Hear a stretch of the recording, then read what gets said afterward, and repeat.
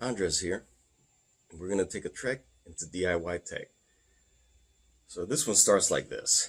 I was experimenting with my drone, and usually you have the inverted pendulum thing, or no, usually you have the pendulum thing, and all the weight's at the bottom, and your drone's uh, is balancing the weight on the bottom.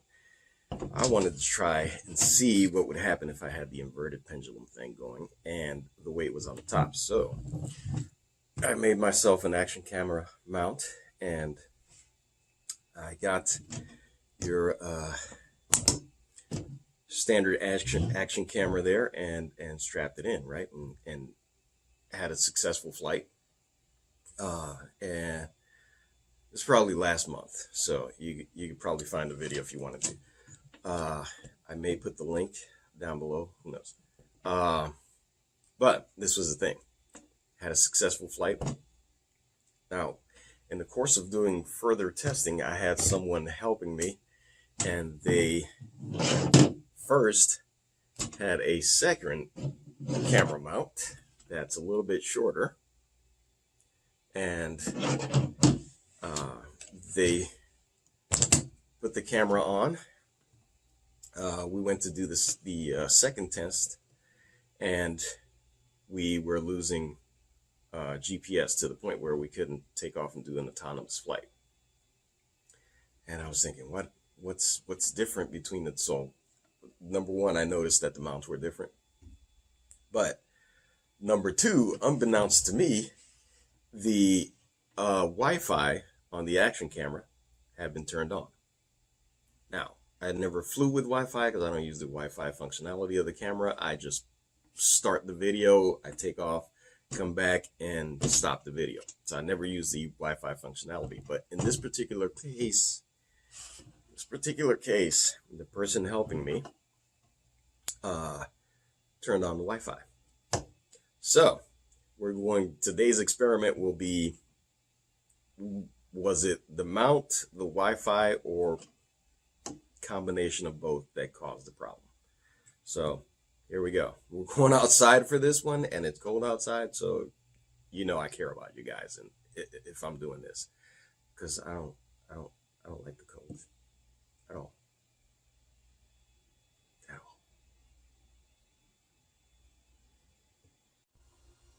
Okay, now that I'm properly bundled up, we're heading outside to an undisclosed parking lot to set up this test. Here we go. It's cold. Awesome. Make sure this is closed because the wind has a habit of blowing this open. But here you go. I'm going to show you my setup here. We're just outside on a table.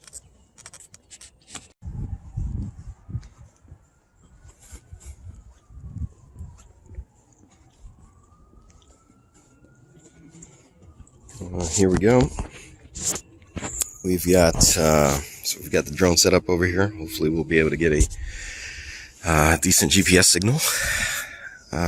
Well, we'll see. So, and then we've got our two GoPros set up. We're gonna use Q ground control on here to monitor the GPS signal. We've got our telemetry radio. And this guy has an internal antenna for telemetry. And this is our GPS dome here.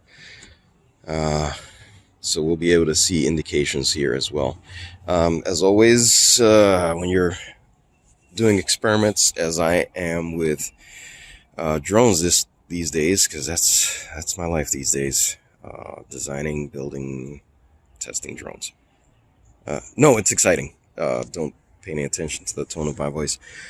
It's always good to work in an area that you love to work in. My thing is robotics, and this is it's just another robot, right? It's an aerial robot.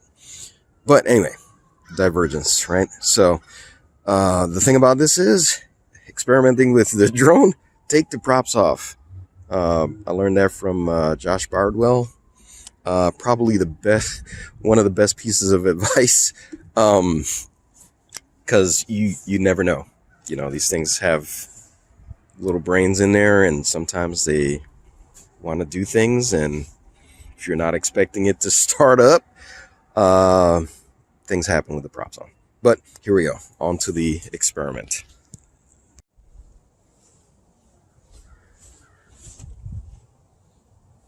Communication regained. Manual flight mode. Okay, so we've got her plugged in. We're waiting for satellites to come in. We've got 12 satellites. 10,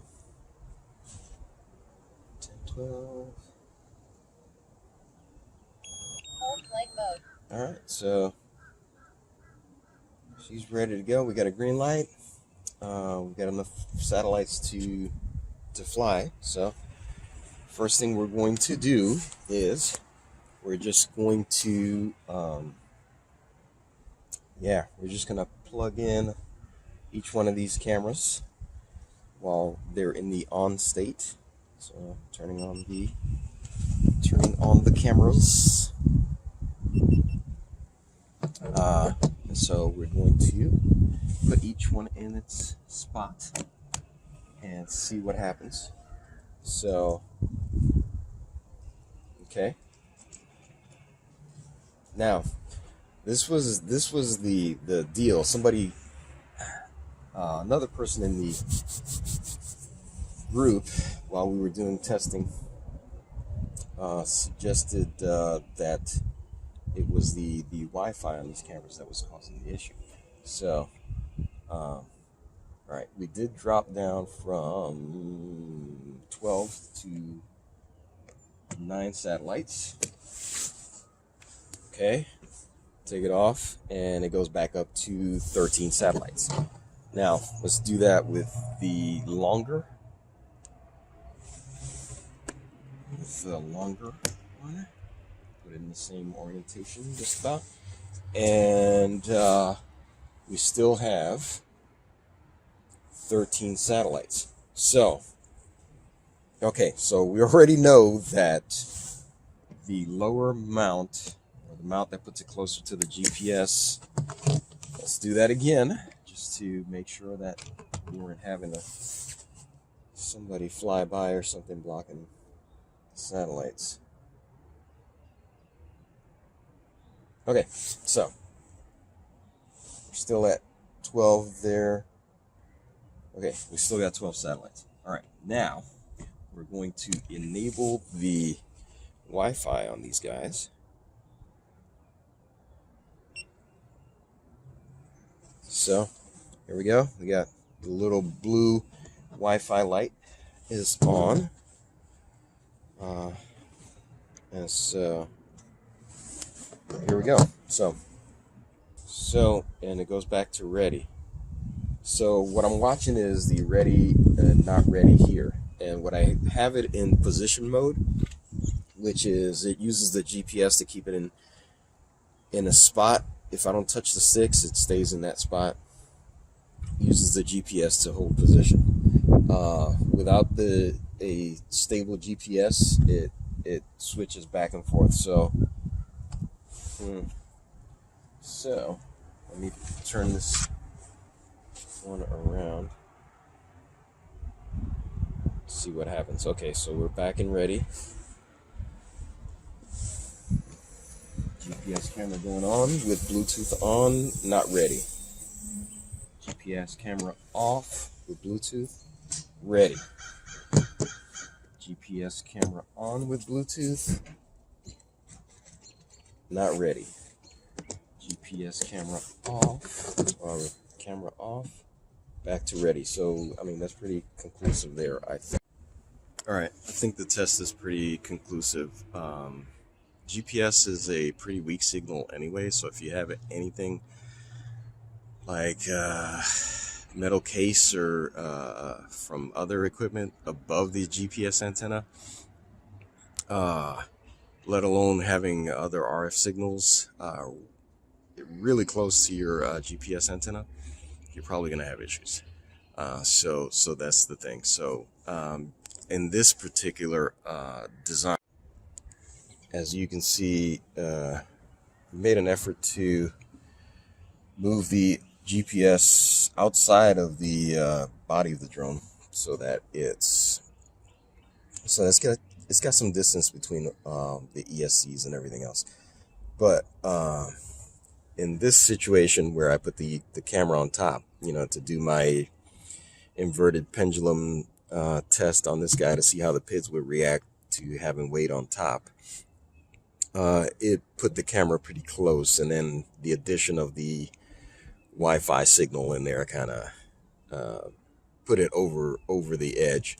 Normal configuration, right, as you see in most drones, is the GPS is somewhere near the top, or should I say over the top, and then camera and other equipment are usually at the bottom on the gimbal, right?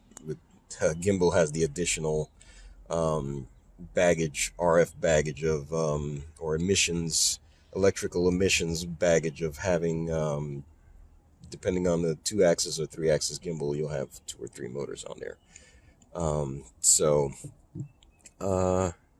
Yeah, so that's pretty much it. I mean, put the RF camera or put the RF generators near your GPS at your own risk, I guess. Yeah, well, see you in the next video.